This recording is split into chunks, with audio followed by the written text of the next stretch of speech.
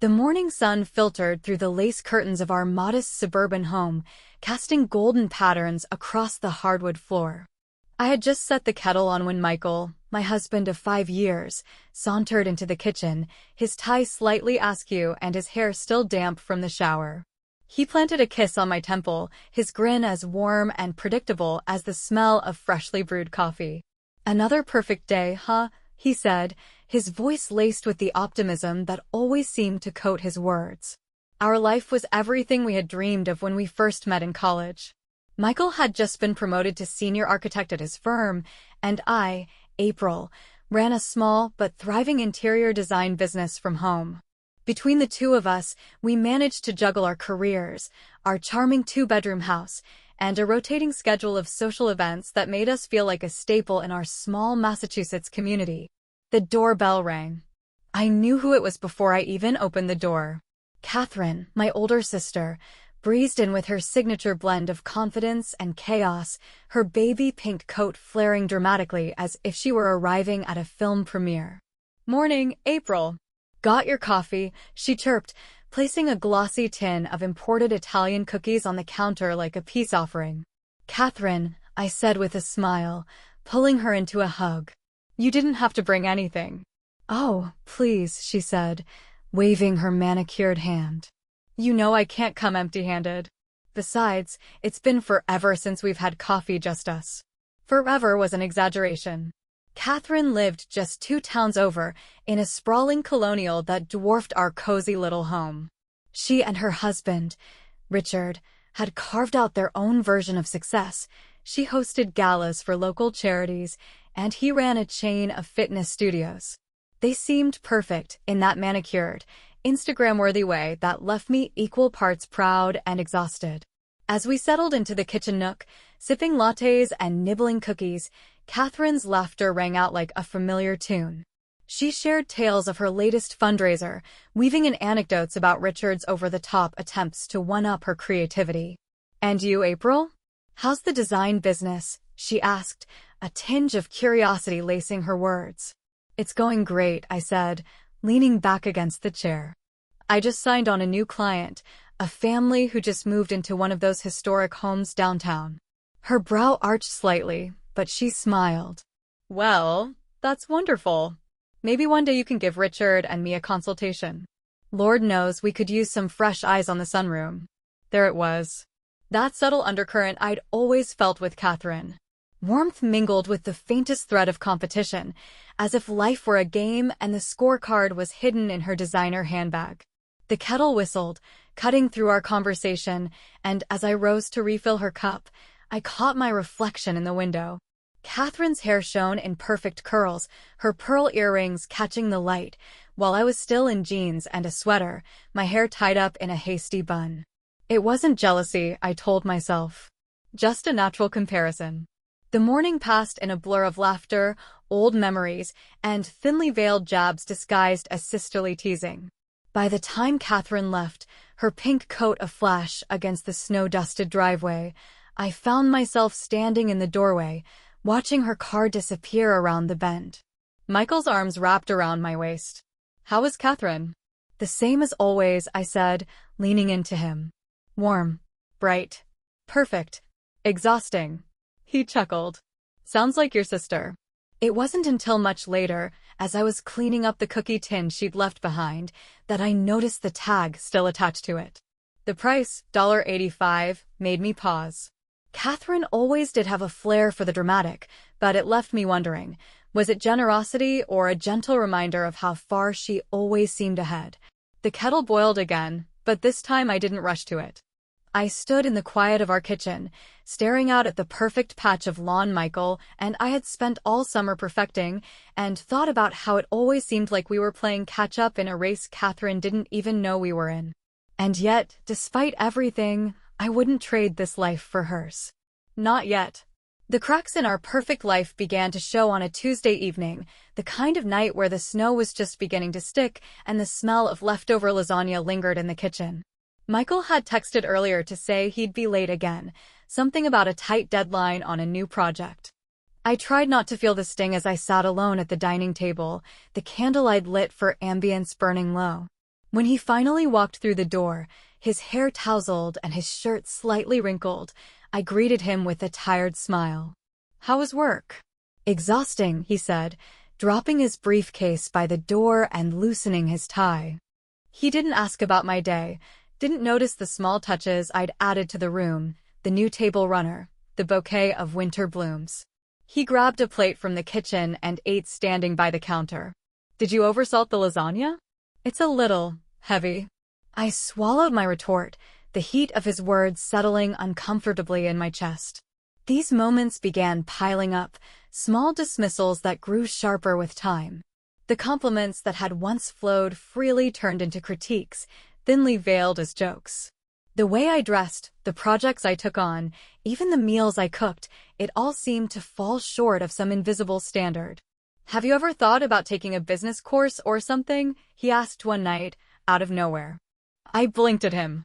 Why would I do that? "Well," he shrugged, "it might help you, grow the business.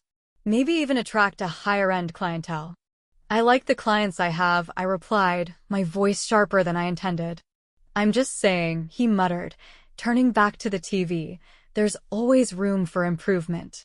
I started noticing the late nights more often, how he'd come home smelling faintly of cologne that wasn't his, or how his excuses for working overtime felt a little too rehearsed. The confirmation came on a bitterly cold February morning. I had just finished a call with the hospice nurse about Mom's latest medications when Catherine's name lit up my phone screen. "Hey, April," she said, her voice too casual. "I wanted to talk to you about something, but it's a little delicate." My stomach tightened. "What is it?" "It's about Michael," she said, her words heavy with feigned reluctance. "He's been reaching out to me." "What?" My voice came out louder than I expected. "Nothing serious," she added quickly. "But, he's been texting late at night, asking about Richard and me, about our life." "It's just," she hesitated. "I thought you should know." The world tilted on its axis as her words sank in. I hung up on Catherine, my heart racing, and confronted Michael that night. At first, he denied everything. Then, when I showed him the messages, his face turned stony. "It's not what you think," he said, but the defensive edge in his voice told me it was exactly what I thought. "I trusted you," I shouted, the words tearing from me like shards of glass. "And I'm suffocating," he shot back. "I'm working my ass off, and all I get when I come home is complaints and expectations.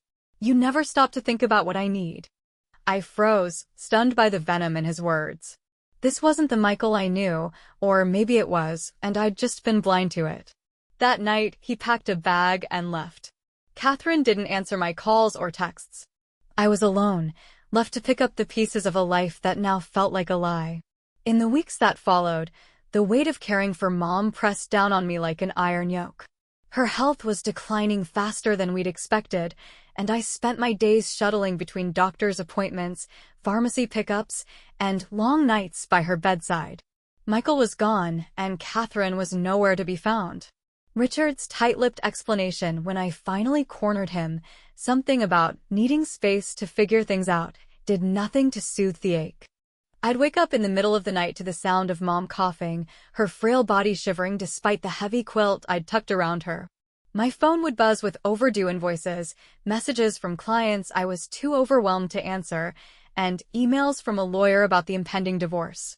Catherine sent flowers one day, a garish arrangement of lilies and roses with a note that read, "I'm sorry for everything." I didn't bother replying. The flowers sat on the counter, wilting as days turned to weeks. One night, after Mom had fallen asleep, I sat in the darkened living room, staring at the remnants of our life together. A wedding photo of Michael and me still hung on the wall, his arm draped around my waist as we smiled into a future that now felt laughably naive. For the first time in weeks, I let the tears come, hot and unchecked. Everything I had built, my marriage, my family, the carefully curated life we had shared, was gone. But even as the tears fell, a small, defiant ember burned in my chest. If Catherine and Michael thought they could break me, they were wrong. I would survive this. I had to. The house was quiet, save for the rhythmic beeping of Mom's heart monitor and the occasional creak of the old floorboards. I sat beside her, clutching her frail hand as her breaths grew shallower. The nurse had warned me that the end was near, and I had called everyone, Michael, Catherine, even Richard, but none had shown up.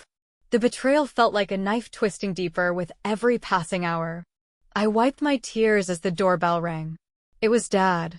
He swept into the house, his presence as commanding as ever despite his advancing age. His gray hair seemed grayer, his suit slightly rumpled, but his eyes burned with quiet fury. "Where are they?" he demanded. "Who?" I asked, standing, confused by his sudden anger. "Catherine. Michael." "The cowards," he spat. "I called them." "They didn't come," I said, my voice breaking. Dad's jaw clenched, and he set down the leather briefcase he always carried. He opened it with a sharp snap, pulling out a stack of papers. "They won't get away with this," he said, his voice low but firm. "What are you talking about?" He handed me the first document, a bank statement. At first glance, it looked ordinary, but then I saw it, large, regular withdrawals from an account that Mom and Dad had set up for Mom's medical care. "Catherine and Michael," he said, his voice taut with rage. "They've been siphoning money from your mother's account for months. Thousands of dollars gone, all to fund their lifestyle." My stomach dropped. "Are you sure?" "I wouldn't be here if I wasn't," he replied, his tone cold. He handed me another document, this one detailing the sale of a property, Mom's old vacation house, sold without her consent. "Catherine forged her signature on this," Dad said. I stared at the papers, the reality sinking in like lead. It wasn't just the affair. They had stolen from Mom, neglected her care, and now, as she lay dying, they couldn't even be bothered to show up. As if on cue, the front door swung open, and there they were, Catherine in her tailored coat, Michael trailing behind her, looking disheveled. "What's going on?" Catherine asked, her voice dripping with faux innocence. "You're late," Dad said, his voice a razor's edge. "Mom doesn't have much time." Catherine's eyes darted to the table where the papers lay. "What's all this?" "This," Dad said, picking up the documents, "is evidence of your betrayal. The embezzlement. The lies. The property you stole from your own mother." Michael shifted uncomfortably. Catherine's face hardened. "I don't know what you're talking about," she said, her voice steady but her hands trembling. "You signed her name," Dad growled, slamming the paper down on the table. "You drained her account. You abandoned her. And for what? Designer clothes? Fancy dinners?" "Dad, you're blowing this out of proportion," Catherine tried, but her voice wavered. "Blowing it out of proportion?" he roared. "You two weren't here when she needed you most. April has been doing everything, managing her care, paying for the nurses, sitting by her bedside every single night." Michael spoke for the first time, his voice weak. "I didn't know." "You knew," Dad cut him off, his voice cold. "You knew exactly what you were doing. Don't pretend this was all Catherine." Catherine turned to Michael, her mask of calm cracking. "You're just going to stand there and let him blame me?" Michael's gaze dropped to the floor. "I didn't mean for it to get this bad," he muttered. "You didn't mean?" Dad snapped. "Your actions speak louder than your empty apologies." Tears filled my eyes as I watched the scene unfold. Years of betrayal, neglect, and lies were laid bare under the harsh light of Dad's righteous anger. "I trusted you," I said, my voice barely above a whisper. "Both of you. And you stole from us." "From her." "April, I'm sorry," Catherine said, stepping toward me, but I held up my hand. "Don't," I said, my voice firm despite the tears streaming down my face. "You don't get to apologize now. You weren't here. You didn't care." The room fell silent except for the sound of Mom's labored breathing. "I'm going to make sure everyone knows what you've done," Dad said, his voice low and dangerous. "The authorities, the family, everyone." Catherine paled. "You wouldn't." "Watch me," Dad said, his gaze unwavering. A soft, fragile sound broke the tension. Mom's voice, barely a whisper. "April." I rushed to her side, taking her hand. Her eyes fluttered open, and she looked at me with a faint smile. "You're here," she said, her voice faint but filled with love. "I'm here, Mom," I whispered, my tears falling freely now. She didn't look at Catherine or Michael. She didn't need to. Her final moments were spent with the one person who had never left her side. And as the light faded from her eyes, I felt something shift within me. This wasn't just the end of Mom's life. It was the end of the illusion, the false facades we'd all been clinging to. For the first time in a long time, I felt free. The fallout was swift and brutal. The evidence Dad had gathered was irrefutable, and the moment he presented it to the authorities, Catherine and Michael's carefully constructed world began to collapse. Investigators uncovered the full extent of their embezzlement, not just from Mom's accounts, but from other family trusts they had dipped into without permission. Their bank accounts were frozen, and the lavish lifestyle they had paraded around town came to a screeching halt. Catherine's designer wardrobe, her luxury car, and her sprawling colonial were auctioned off to pay restitution. Michael, once a rising star at his firm, was fired after word spread of his involvement in the scandal. Catherine's social circle, the same women she had hosted fundraisers and cocktail parties with, turned their backs on her, appalled by her actions. For all their schemes, they were left with nothing but shame and the hollow echoes of what could have been. For me, life slowed down in the weeks after Mom's passing.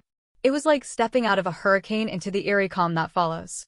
I spent quiet mornings in her garden, tending to the flowers she loved, and slowly began to feel the weight lifting from my chest.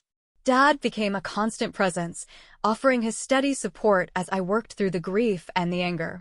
Together, we cleared out Mom's things, each item a reminder of her warmth and resilience. In her desk, I found a stack of letters she'd written to me, unsent but filled with words of love and encouragement. One, in particular, stood out. "April, my darling girl. You've always been the one to carry others' burdens, but don't forget to lighten your own load. You have a heart big enough to weather any storm, but remember, even the strongest trees need sunlight and space to grow. Love always, Mom." Those words became my mantra as I started to rebuild. I threw myself into my design business, channeling the pain into creativity. With Dad's guidance, I expanded my services, taking on projects I had once been too timid to pursue. Word spread quickly, and soon I was designing interiors for some of the most beautiful homes in town. Every day brought small victories, a new client, a kind review, a room transformed into a space where life could flourish. And with each step forward, the ghost of Catherine and Michael's betrayal faded further into the past. As for them, they struggled to adjust to their new reality. Catherine and Michael moved into a modest apartment on the outskirts of town, far from the life of luxury they once flaunted. Catherine attempted to make amends, sending long, apologetic emails, and even showing up at my door once, tearfully begging for forgiveness. "I don't know who I was," she said, her voice trembling. "I was so lost, so angry. Please, April, I need my sister back." I listened, but I couldn't find it in myself to forgive her. "Not yet. Maybe not ever." "You didn't just hurt me," I said quietly. "You hurt Mom. And for that, I don't think I can ever look at you the same way." Her tears fell freely as she left, and though it stung to see her like that, I knew I couldn't carry her burdens anymore. Michael, meanwhile, faded into obscurity. He took a job far below his previous standing, a shadow of the man who had once walked into our kitchen with that easy grin and grand ambitions. On the anniversary of Mom's passing, Dad and I visited her grave. I brought a bouquet of her favorite hydrangeas, their soft blues and purples glowing in the afternoon light. "I think she'd be proud of you," Dad said, his voice thick with emotion. I smiled, brushing a stray tear from my cheek. "I hope so." As we stood there, the sunlight breaking through the clouds, I felt a sense of peace I hadn't known in years. Mom's words echoed in my heart.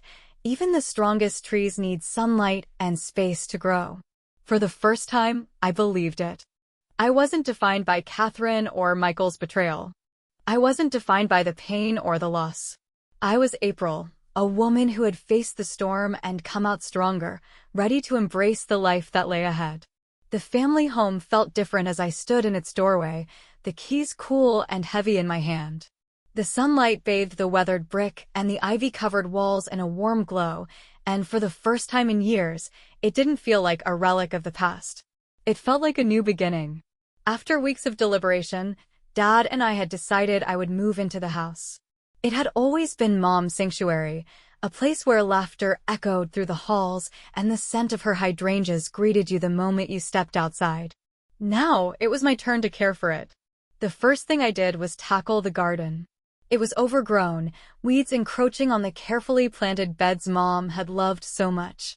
I spent hours pulling, pruning, and replanting, guided by the memories of her teaching me how to tend to the delicate blooms when I was a child. Each flower I planted felt like a tribute, a way to keep her spirit alive. The garden began to flourish under my care, vibrant and teeming with life, just as Mom would have wanted. Life beyond the garden began to bloom, too. The promotion at work came as a surprise. I hadn't been seeking it, but when the head nurse announced her retirement, my name was the first on everyone's lips.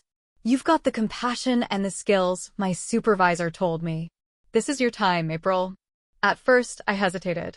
The idea of stepping into a leadership role felt daunting after everything I'd been through, but then I thought of Mom. She'd always believed in me, even when I doubted myself. I accepted the position and quickly discovered a new sense of purpose. Helping patients and mentoring younger nurses filled me with a fulfillment I hadn't felt in years. The promotion wasn't just about a title, it was a testament to how far I'd come. The family home became a gathering place again, though the faces around the table had changed. Dad visited often, bringing his gentle wisdom and a bottle of wine for us to share on the porch. Friends came, too, filling the rooms with laughter and warmth. One day, as I walked through the garden, I spotted a single blue hydrangea blooming brighter than all the others. It was the exact shade of Mom's favorite flower, its petals delicate yet resilient. Kneeling by the bloom, I felt her presence as if she were there with me, her hands guiding mine through the soil. "Look at us, Mom," I whispered. "We're still growing." On the day of the hospital's annual gala, I stood before the crowd to accept an award for service and leadership. The applause was thunderous, but it was the quiet words of my father afterward that meant the most. "She'd be so proud of you," he said, his voice steady but thick with emotion. I smiled through the tears that welled up. "I hope so." As I drove home that night, the family home came into view, its windows glowing softly against the night sky. It wasn't just a house anymore, it was a haven, a place where love and life could flourish again. The garden waited for me, its vibrant blooms a reminder that even in the wake of loss, life has a way of beginning anew. And as I stepped inside, closing the door behind me, I knew I was exactly where I was meant to be. Standing in the garden, I felt the weight of the journey I had traveled. The past year had been filled with betrayal, loss, and heartbreak, but also resilience, renewal, and profound lessons. As I knelt by the hydrangeas, the last rays of sunlight filtering through their petals, I realized how much I had grown, not just in strength, but in understanding. The first lesson was one Mom had lived by her entire life: integrity matters. The choices we make, especially in our darkest moments, define who we are. Catherine and Michael's deceit unraveled their lives because they sacrificed their integrity for fleeting pleasures. In contrast, holding onto my values, even when it felt impossible, helped me rebuild a life I could be proud of. Justice, I learned, is inevitable. Though it often comes slower than we'd like, it arrives with a clarity that leaves no room for doubt. Watching Catherine and Michael face the consequences of their actions was painful, but it reaffirmed that the truth always finds its way to the surface. But perhaps the most transformative lesson was the power of forgiveness, not just for others, but for myself. Forgiveness didn't mean excusing Catherine or Michael's actions. It meant releasing the grip their betrayal had on my heart, making room for the things that truly mattered: love, purpose, and peace. Adversity is inevitable, but I learned that strength lies in facing it with grace. There were moments when I wanted to crumble, when the weight of caring for Mom, facing betrayal, and rebuilding my life felt too heavy to bear. But in those moments, I found a well of resilience I didn't know existed, fed by the values Mom instilled in me. Above all, this journey underscored the enduring power of love and family. Not the kind of family bound by blood alone, but the one built on shared values, mutual respect, and the love that survives even the most profound loss. Mom's lessons lived on in me, her dedication to kindness, her belief in hard work, and her unwavering faith in the goodness of people. They were the compass that guided me through the storm and the foundation on which I built my new life. As I stood in the garden that evening, I realized the greatest gift Mom had given me wasn't just the lessons or the memories. It was the quiet assurance that even in the face of betrayal and loss, love endures. It blooms like the hydrangeas in her garden, beautiful and resilient, year after year. And so I smiled, carrying her lessons with me, knowing that they would continue to guide me as I grew.